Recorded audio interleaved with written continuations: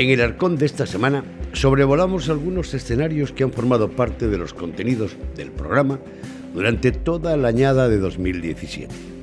Recorreremos las 9 provincias de Castilla y León, rescatando de cada una momentos impactantes que se han quedado en el recuerdo de todos los espectadores.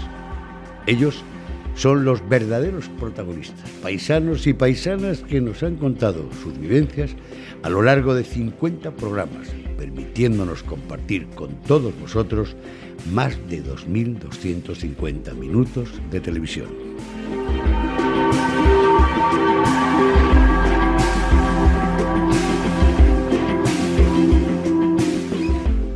Entre todos ellos, recordamos a aquellos que nos llevaron a la provincia de Ávila, como cuando visitamos la catedral y el monasterio extramuros de Santo Tomás, dos caras del patrimonio de la ciudad de la Santa. Navegamos también por las aguas del embalse del Burguillo, comprobando la rentabilidad de la actividad del turismo fluvial, y visitamos la localidad del Barranco. Seguimos las huellas de Santa Teresa y de sus rutas teresianas por la provincia, incluida la denominada de la cuna al sepulcro, recorriendo tierras morañegas. En el sur de Gredos conocimos cómo nació Mascarávila, todo un fenómeno de las mascaradas de invierno de alto valor antropológico. Y lo hicimos en la bellísima localidad de Pedro Bernardo. Pero si algo nos impactó y compartimos con todos vosotros fue la estación europea que nos llevó desde Cebreros al espacio profundo gracias a una antena gigantesca.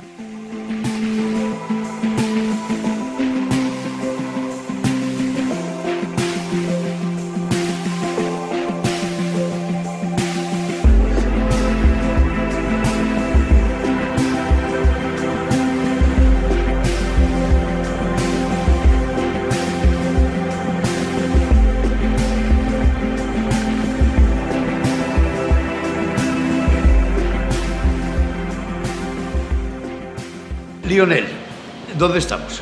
Estamos aquí en un centro de la Agencia Espacial Europea. En concreto, se trata aquí de una estación de seguimiento de satélite en el espacio profundo. ¿Algo así como la NASA en Europa? Bueno, se puede decir así. Hacemos el mismo trabajo que la NASA, menos la parte militar. ¿Qué es lo que se hace en este centro espacial? En esta estación lo que hacemos, seguimos a satélites en el espacio profundo, como satélites alrededor de Marte. Tenemos 2, Mars Express y ExoMars. Y hacemos 3 cosas aquí. Recibimos los datos científicos y de vida útil del satélite, enviamos órdenes al satélite y también hacemos medidas de ubicación para saber siempre dónde está el satélite. ¿Por qué se denomina espacio profundo? Cuando hablamos de espacio profundo, hablamos de distancia de más de 2 millones de kilómetros. Todos los satélites que tenemos a más de 2 millones de kilómetros necesitamos una antena de este tamaño. ¿Cuántas estaciones de estas características hay en el mundo? Y, por cierto, ¿por qué en Cebreros una de ellas? Bueno, la ESA tiene una red de estaciones de seguimiento de satélites. La ESA tiene 3 para el espacio profundo. Una en Australia, una en Argentina y una aquí en España, en Cebreros.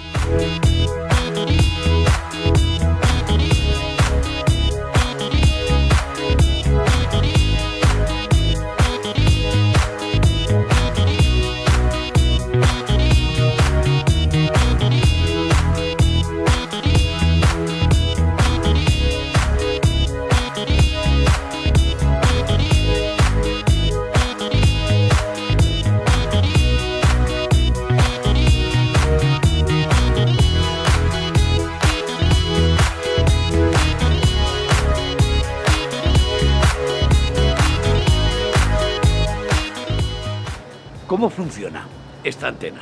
Bueno, esta antena se mueve en dos ejes.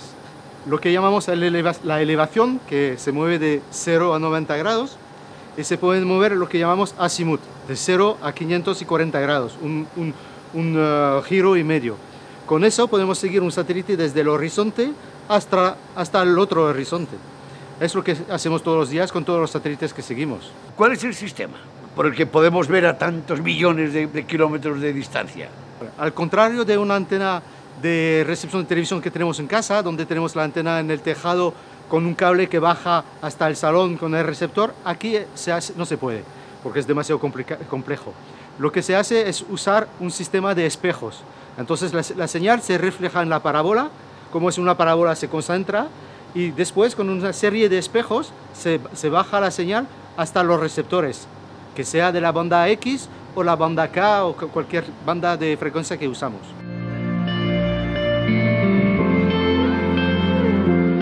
En la provincia de Burgos volvimos a disfrutar con las melodías gregorianas en el monasterio de Santo Domingo de Silos. En Frías admiramos su bellísima arquitectura medieval y la apuesta de sus habitantes por mantener el turismo durante el invierno. En la localidad ribereña de Moradillo asistimos a toda una revolución, donde un pueblo entero se ha volcado en la defensa de la arquitectura tradicional de sus lagares y sus bodegas subterráneas. También regresamos a la Villa Rachela, a Covarrubias, y muy cerca de allí disfrutamos con las impresionantes ruinas del histórico monasterio de San Pedro de Arlanza, clave para entender la historia de Castilla. El vino de la Ribera del Duero formó parte de uno de los programas que dedicamos a los responsables de la ruta del vino por diferentes localidades de Segovia, Burgos y Soria, siempre dentro de la denominación de origen Ribera del Duero. En Salas de los Infantes conocimos la triste y trágica historia de los 7 infantes de Lara y entramos en el apasionante mundo de los dinosaurios visitando la ermita visigótica de Quintanilla de las Viñas, en el Alfoz de Lara. Pero fue en el entorno de Espinosa de los Monteros donde conocimos la cultura pasiega, recorriendo sus caminos, su historia y sus cabañas, que todavía siguen intactas en un paisaje bellísimo de valles y montañas de esta parte de la provincia de Burgos.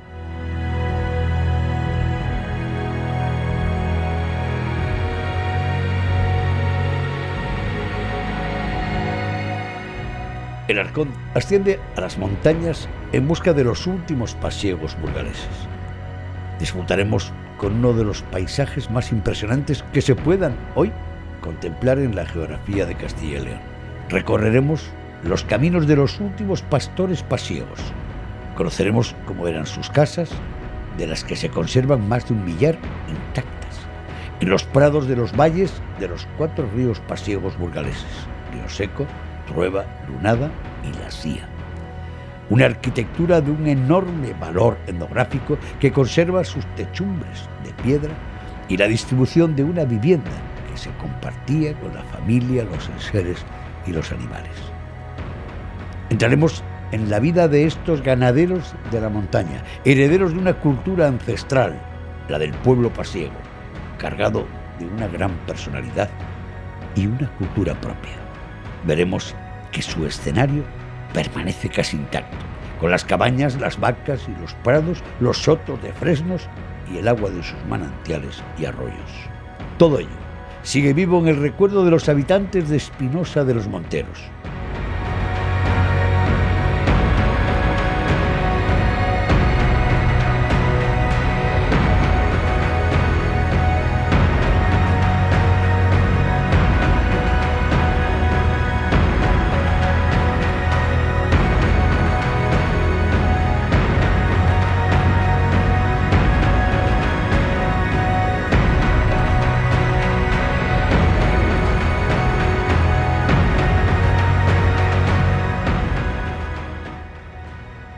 Donde estamos ahora y todo lo que nos rodea, estos son el paisaje y las montañas pasiegas. Todos son montañas pasiegas.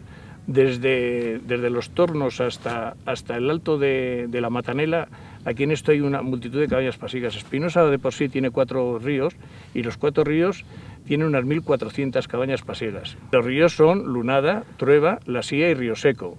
Más o menos entre ellas tienen, pues unas tienen 300 y pico, otras 400, pero están bastante bien distribuidas. ¿Y cuáles de ellas siguen con la misma finalidad ganadera que tuvieron en sus orígenes? Las cabañas en sí ocupan una porción muy importante de la finca. Es decir, las fincas están todas totalmente independientes y tienen su propia cabaña. El 80% de las cabañas todavía se están usando para uso agropecuario o ganadero. ¿Queda ganadería? Queda ganadería, sí, aproximadamente puede haber unas 4.000 vacas o 5.000 vacas en esta comarca y bastantes yeguas. Las vacas en sí antes eran frisonas, la inmensa mayoría de ellas, y ahora, sin embargo, hay frisonas y vacas de color. Jesús Mari, por estos primeros datos que me estás contando, la cultura pasiega y su actividad continúa viva en Espinosa los Monteros. Todavía sí, y me gustaría que siguiésemos todavía vivos. Y sin lugar a dudas sigue siendo esta una comarca un poco desconocida en Castilla y León y quiere ser una comarca olvidada en Cantabria, pero que saben en Cantabria que la comarca pasiega existe.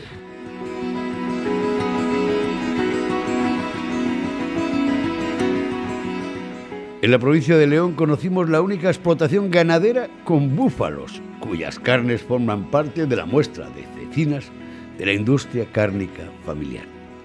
Regresamos también a la bimilenaria Astorga, la Astúrica Augusta romana, esta vez para visitar su catedral y descubrir la magia de un templo por el que pasan y han pasado millones de peregrinos. Disfrutamos también contando la historia de un puente medieval, escenario de justas y paso obligado de los peregrinos que van a Santiago, sentándonos a la mesa para degustar las célebres sopas de trucha de Hospital de Horno. Acudimos a la cita con Gaudí, en la Casa Botines de la ciudad de León, y fuimos testigos de su nueva etapa, convertida en un museo donde se respira un ambiente decimonónico inspirado en el célebre arquitecto catalán.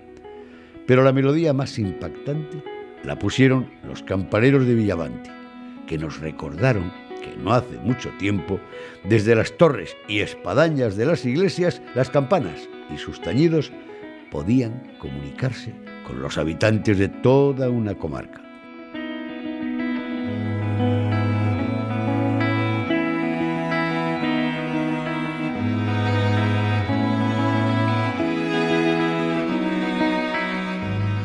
Ferino, no te puedes imaginar las ganas que tenía de conocerte.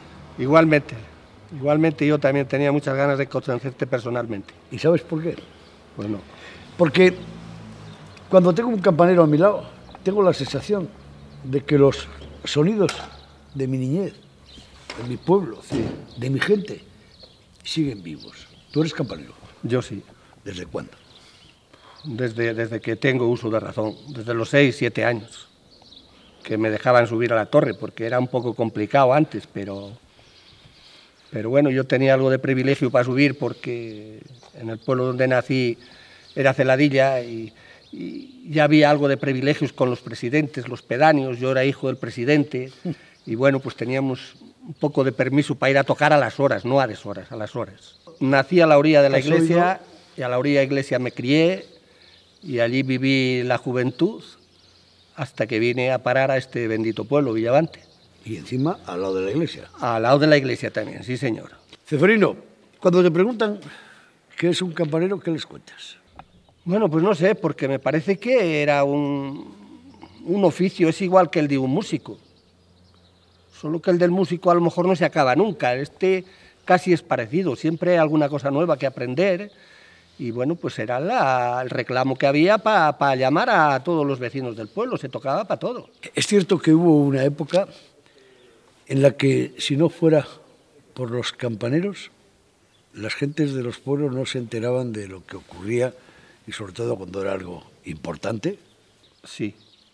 A cualquier toque que tocaras, todo el mundo sabía qué era.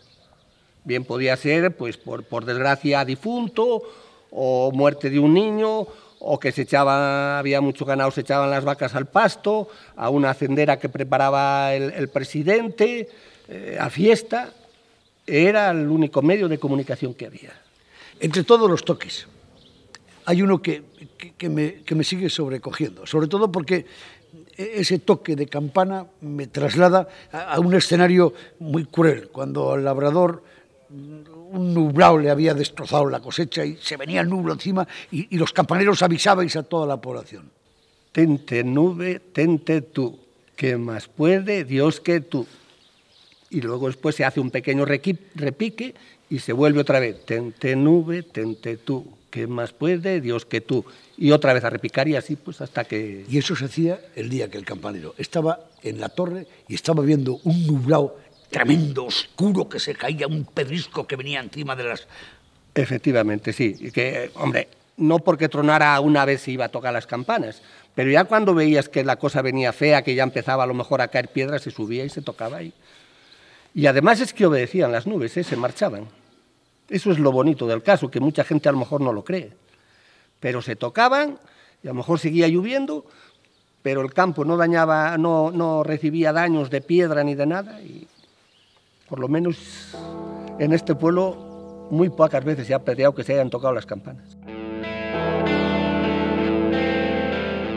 Subimos al campanario, a la atalaya desde la que el campanero domina el paisaje y el lugar donde se enfrenta cara a cara al bronce, que tiene una partitura propia.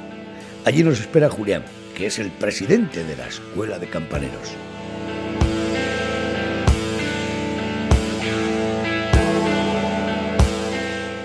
Julián, ¿cuántos años lleváis reuniendo en esta misma torre a campaneros de todo el mundo? Llevamos 30 años, se hizo en el 2016, 30 años tocando las campanas y subiendo a esta torre, viniendo gente de toda España, de Barcelona, de Madrid, de las Congadas, de Francia, después de Asturias, de la parte de Zamora, muchos campaneros y luego todo el contorno. Y claro, llegamos a tocar el año que más 72 campaneros. Y ha ido mermando según ha ido siendo el sistema de la vida. Según van pasando los años, pues ha ido mermando eso, aunque han salido algunos niños de nuevo que han tocado estos últimos años y este año pasado lo mismo. Y entonces es lo que se conjuntan y se tocan aquí arriba las campanas, y el que no puede subir arriba se le ponen unas móviles que las toca abajo la gente ya mayor que no puede subir por la escalera del campanario.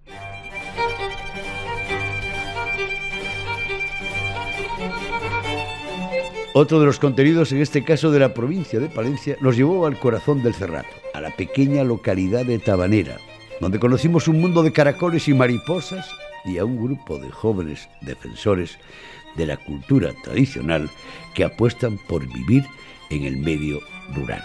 En el monasterio de Calabazanos, las monjas clarisas nos abrieron las puertas de su obrador y de su monasterio. En la localidad terracampina de Cisneros conocimos su vínculo con el célebre cardenal. Pero fue en la montaña palentina donde disfrutamos de la nieve, comprobando cómo el invierno se convierte en un destino turístico de naturaleza muy apreciado. En la localidad palentina de Cisneros conocimos una tradición en la que el protagonista es el chiborra y los danzantes. Tras conocer las características de esta fiesta tradicional, nos espera Ángel Fidalgo. Él es miembro de la Fundación Cardenal Cisneros y nos explicará la relación o el vínculo que tiene el cardenal con Cisneros.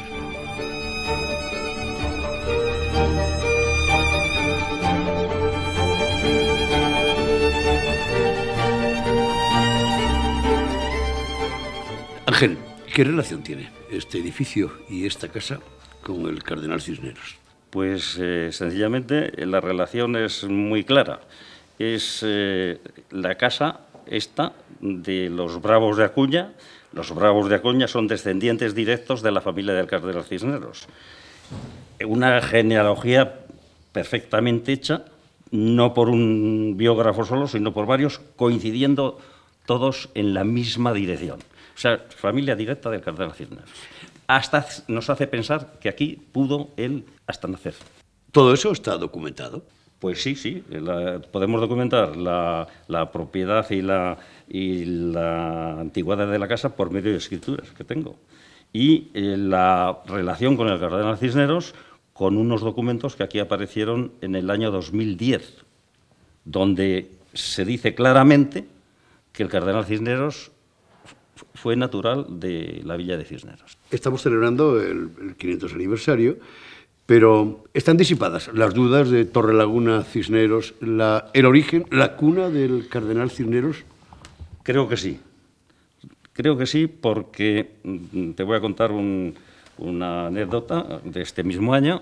Yo asistí en la Casa de América de Madrid a una charla dada por la doctora Cabañas de la Universidad Complutense de Alcalá, especializada en el tema Cisneros, y cuando terminó, fue una charla extraordinaria, hablando del cardenal como estadista, yo me acerqué a ella y le hice la pregunta: ¿de dónde en Torrelaguna hay algún dato? Y su contestación fue rotundamente: no hay nada en Torrelaguna.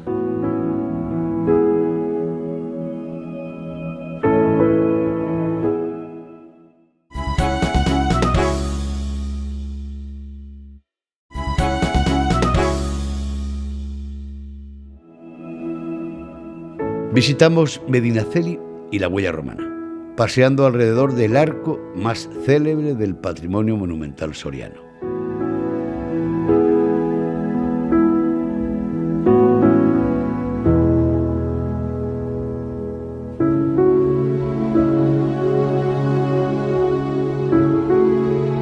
El cañón de Río Lobos volvió a sorprendernos y seguimos el curso de un río para disfrutar de las panorámicas de este singular espacio natural. Abrimos las puertas de la Catedral del Burgo de Osma y de nuevo comprobamos el enorme potencial que custodian estos grandes templos religiosos que destacan en el conjunto de nuestro patrimonio monumental. En tiempo de nieve, visitamos la estación de Santa Inés, en el entorno de la localidad pinariega de Vinuesa, en la falda de los Picos de Urbión. De forma especial, nos impactó el programa de la localidad de Morón de Almazán y su Museo del Traje, donde conocimos con todo lujo de detalle cómo era la indumentaria de los abuelos de nuestros abuelos.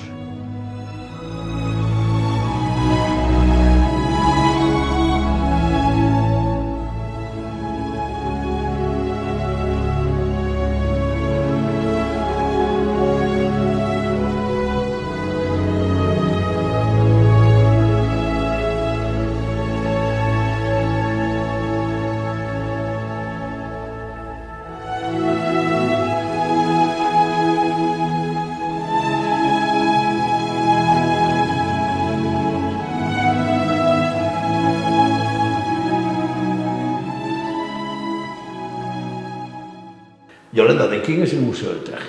De la Diputación Provincial de Soria y del Ayuntamiento de Morón de Almazán. Es una colaboración interinstitucional.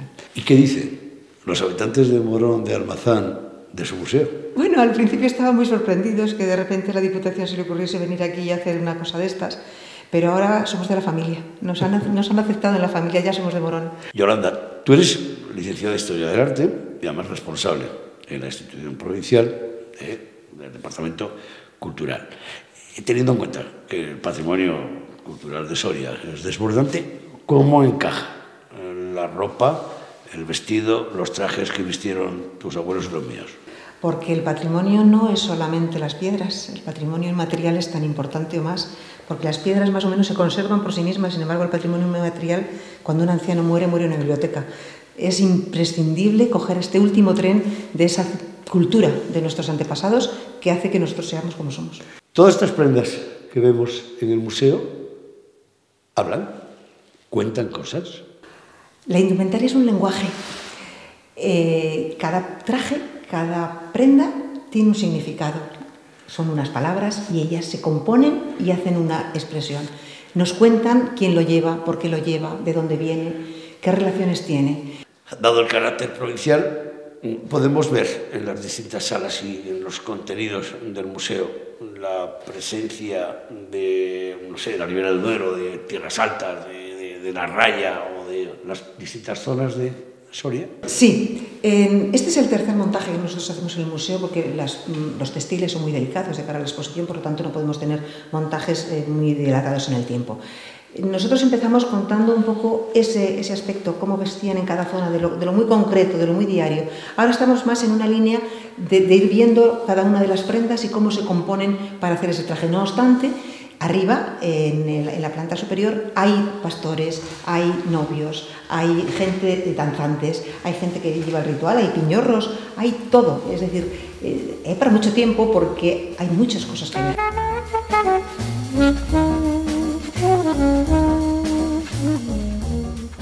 En la provincia de Valladolid visitamos Castronuño y de la mano de algunos de sus habitantes disfrutamos de la curva más bella que hace el río Duero a lo largo de su recorrido. En Cojeces del Monte conocimos los esfuerzos que desde una asociación local se hace para devolver la dignidad a las ruinas del viejo monasterio de la Armedilla. En Barolia la Buena conocimos proyectos emprendedores vinculados al enoturismo, mientras que en Nava del Rey entramos en la tonelería familiar, que lleva varias generaciones construyendo barricas para los bodegueros de Castilla y León.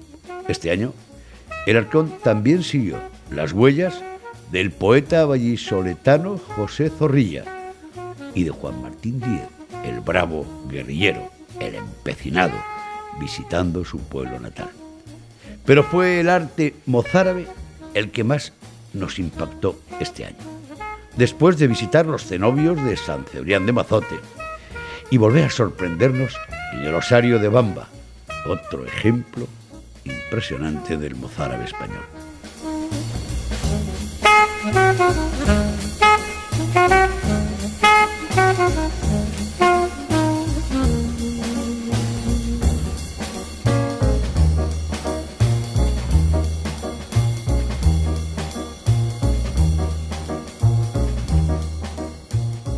Para alguien que es el cura de Bamba y además durante muchos años delegado de patrimonio del Arzobispado de Valladolid, tiene que ser sencillo estar en una iglesia de este calibre.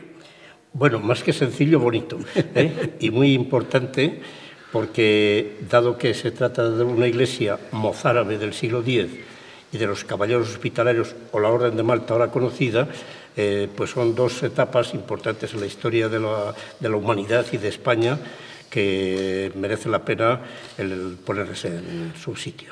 Pero lo mozárabe, una corriente artística, está perfectamente documentado aquí. Bueno, en cuanto tenemos artísticamente con lo que tenemos, sí. Desde los archivos y documentación, no. Porque encontrar archivos de esta documentación del siglo X, pues, en fin, es muy difícil y sale siempre de una forma rara, ¿no? Lo que es incuestionable en este tipo de templos es el arco de herradura, es la geometría mozárabe por antonomasia. ¿Los que estamos viendo aquí son diferentes al resto de los de sus vecinos? Vamos a ver, el arco mozárabe es un arco muy rico, es un arco oriental y entonces tiene infinidad de expresiones. Muchas veces el cura de Bamba nos dice que cuando hablamos de Bamba y del arte mozárabe, a veces nos quedamos con el osario, porque llama mucho la atención. Y este templo y esta iglesia es mucho más que las imágenes de unas calaveras. El osario es una cosa anecdótica, mientras que el mozárabe tiene una teología, tiene un pensamiento, tiene una expresión y una arquitectura. Los caballeros hospitalarios, con sus virtudes y sus defectos, pero han sido una orden mundial, ¿no? O sea, de todo ello y la importancia que ha tenido y tener una manifestación, además tan clara y tan importante del final del románico, que aquí, porque pasamos del románico al gótico y aquí tenemos lo que es esa transición perfecta.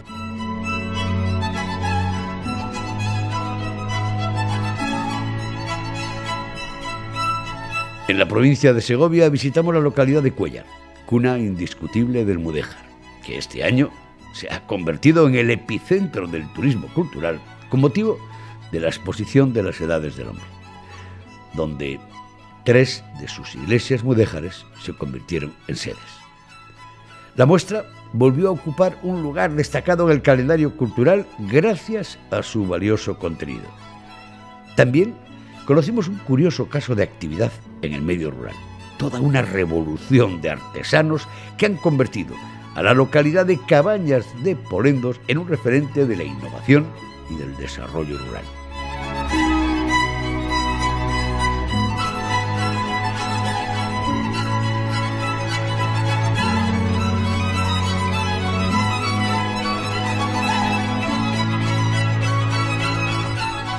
Miguel Ángel, demuéstrame lo que me has contado muchas veces de tu pueblo.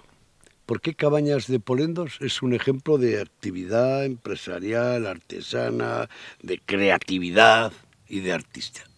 Pues sí, Cabañas de Polendos, dentro de los pueblos que nos rodean, es un pueblo singular, porque en el año 2000 se inauguró un proyecto que trajo talleres de artesanía, a la vez trajo casas rurales, restaurantes, tenemos una sala de conciertos, y eso es lo que ha hecho que Cabañas de Polendos sea un pueblo vivo.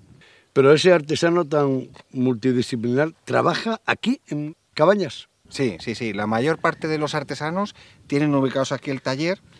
Y nada, lo que ha hecho el proyecto de artesanía de Las Carabas es fijar población, eso por una parte. Luego ha hecho también de polo de atracción a otros artesanos. Más de media docena de artesanos viven alrededor de lo que es el centro de artesanía.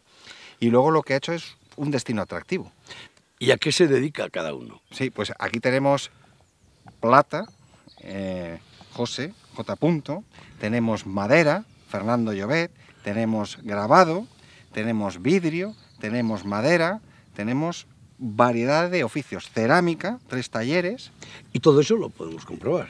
Sí, nosotros abrimos el primer fin de semana al mes al público, que se pueden visitar todos los talleres. Además, tenemos una oficina de turismo desde donde hacemos visitas guiadas por todos los talleres. Es decir, el que viene a Cabañas de Polendos puede visitar los talleres, ver trabajar en el torno, ver al joyero trabajando, al platero trabajando la plata y ver al grabador haciendo grabado. Claro, eso es una diferencia con otros pueblos donde se vende artesanía. Aquí tú entras en el taller del artesano, ves sus herramientas, puedes hablar con el artesano, puedes también encargarle trabajos específicos y un poco compartir con él, porque no solo hacemos artesanía, sino que hacemos eventos relacionados con artesanía. La Fresneda es impresionante, no me extraña que los de Cabañas estéis orgullosos de ella.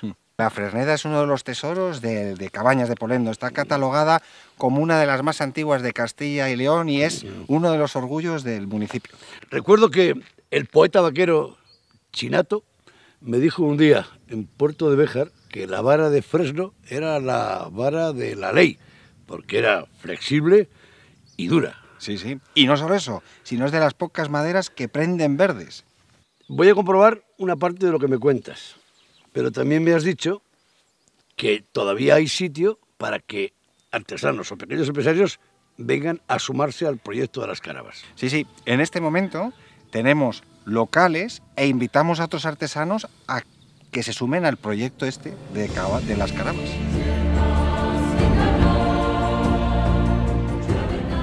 La Sierra de Francia volvió a imantarnos. En esta ocasión visitamos la alberca al anochecer para seguir los pasos y escuchar el toque de la esquila de su moza de ánimas. Allí conocimos el trabajo de los artesanos de la filigrana, charlamos con las últimas turroneras y disfrutamos del potencial del Parque Natural, las Batuecas, Sierra de Francia y la Reserva de la Biosfera. En Ciudad Rodrigo recorrimos su perímetro abaluartado, disfrutando de uno de los ejemplos de la arquitectura militar de frontera. Y entramos también en su magnífica catedral. En el Campo Charro conocimos iniciativas de explotaciones ganaderas que defienden la dehesa como un ecosistema de gran valor, donde convive el cerdo ibérico, el ganado lanar, el vacuno y el toro de Lidia. Pero este año nos dejamos llevar por la magia de los primeros pintores prehistóricos y recorrimos los yacimientos rupestres de Fozcoa en Portugal y el de Siega Verde en Salamanca, ambos patrimonio de la humanidad.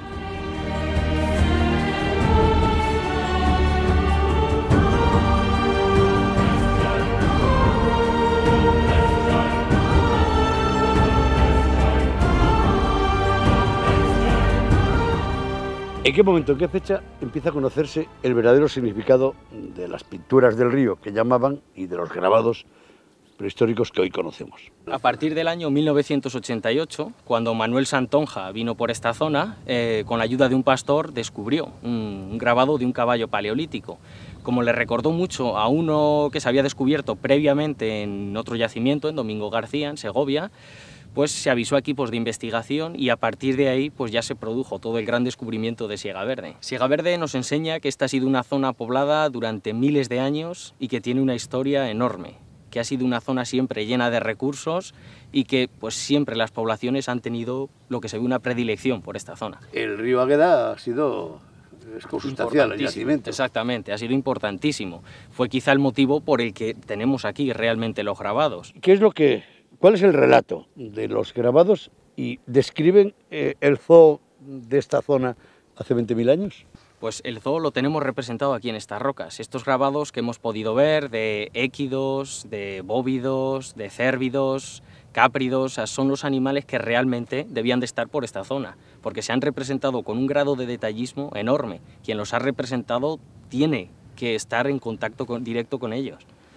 El primer lobo aparece también aquí, ¿no? Exactamente, lo tenemos aquí, además en una de las rocas más representativas de Siega Verde, en un estado de conservación excepcional.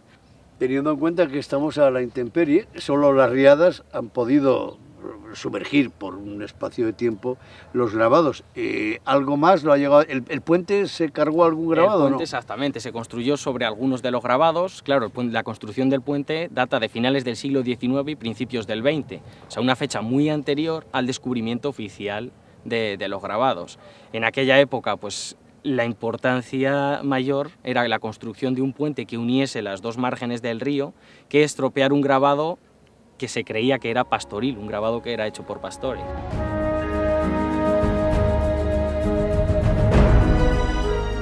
Las características de estos grabados hacen imprescindible la explicación de los monitores, que describen con detalle los trazos de los distintos animales representados.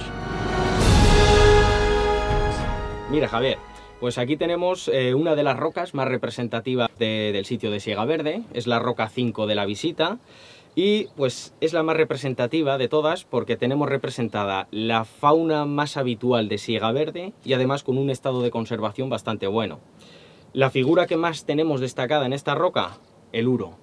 Aunque el animal más representado de Siega Verde ya sabemos que fue el caballo, este uro que tenemos aquí detallado está perfecto, tiene todos los detalles, solo hace falta fijarse en la parte de la cabeza, el despiece que tenemos en el morro, luego los dos cuernos largos y curvados con forma de lira, muy característicos de los uros, es realmente uno de los rasgos principales que diferencian esta especie de bóvido de los toros que podemos ver en la actualidad por este entorno. Tenemos después las dos orejas, toda la línea cervicodorsal bien definida, la parte trasera con la cola muy bien marcada, una pata trasera completa, que no siempre encontramos las patas completas en los animales grabados en el yacimiento. Prueba de ello es que tenemos la pata completa trasera de este uro y la pata delantera incompleta.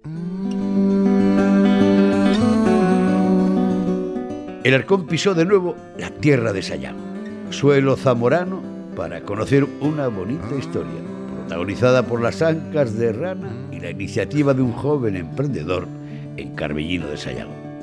En los primeros días del año, con nieve y un gélido viento, el Arcón ascendió a la presa de Vegadetera, donde recordamos la tragedia de Ribadelago con algunos de sus supervivientes. En tierras de Sanabria recorrimos de nuevo la ruta de Don Quijote, de la mano del autor de numerosos libros que aseguran que Miguel de Cervantes fue judío y sanabrés, y que esta tierra inspiró el escenario que refleja su novela universal. En la ciudad de Zamora visitamos el Museo Etnográfico, un edificio que guarda la memoria de Castilla y León, pero entre todos los programas fue el que dedicamos al bordado carvajalino el que más color nos dejó, en una localidad, Carvajales de Alba, donde sus habitantes, y en especial sus mujeres, todavía defienden una de las indumentarias más bellas de España.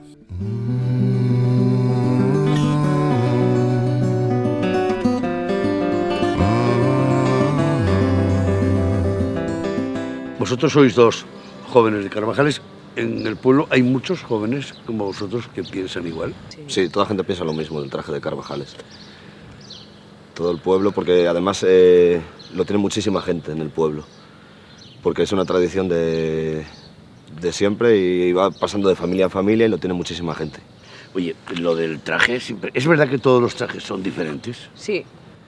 ¿Todos? Todos. O sea, hay más de 100 mujeres con el traje de Carvajalina y todos son diferentes. Sí, porque lo dibujan a mano. Es artesanal. Entonces ellas van haciendo los dibujos y cada cual queda diferente. ¿Te gusta? Sí. ¿Seguro? Mucho, sí. Sí. Me ha dicho que en Carvajales de Alba hay un lugar donde contáis la importancia etnográfica, cultural que tiene vuestro traje. A toda la gente que podamos. Todos los amigos lo saben, la gente de fuera, todo el mundo. Es una parte muy importante que tenemos en Carvajales. ¿Y en qué lugar? ¿Y en qué lugar les contáis todo eso? En el Museo del Traje. El Museo del Traje. Carvajalina. El taller de bordados. Pero que no fue un museo que se ha inventado, ¿no? Que fue el taller de bordados. Está exclusivamente hecho para el taller de bordados, sí. Muy bien. No estará muy lejos de la iglesia, ¿no? No, está cerca de aquí. ¿Me acompañáis? Sí. ¿Habrá más chicos y chicas? ¿Más carvajalinos y carvajalinas? Igual sí, seguramente ¿Vestidos? que sí. ¿Seguro? Sí. Venga, pues vamos. Ahora vamos.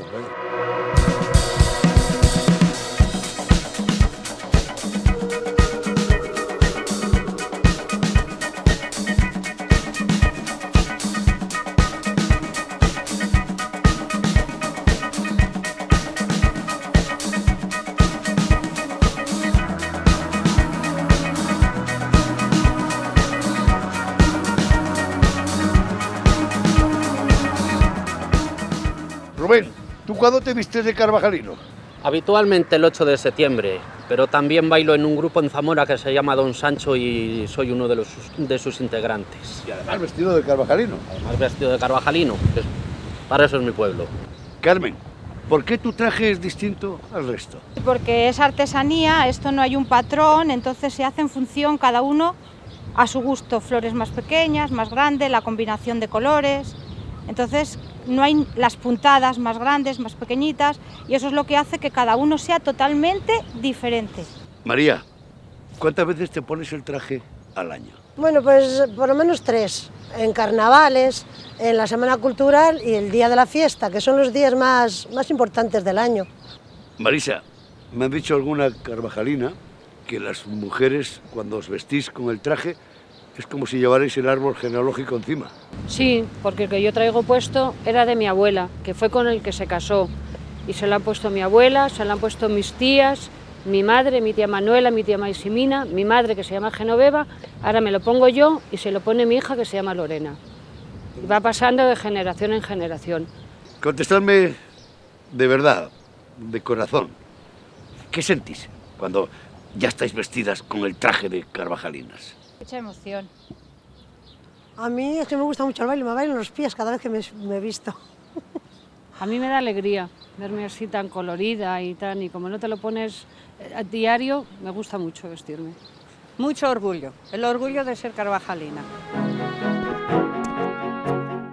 Hasta aquí esta recopilación de recuerdos.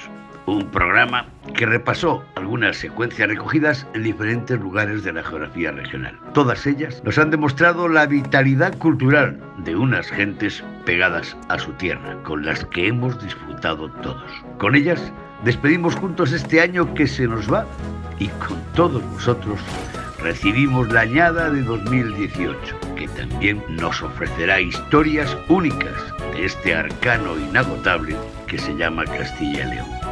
¡Feliz año 2018!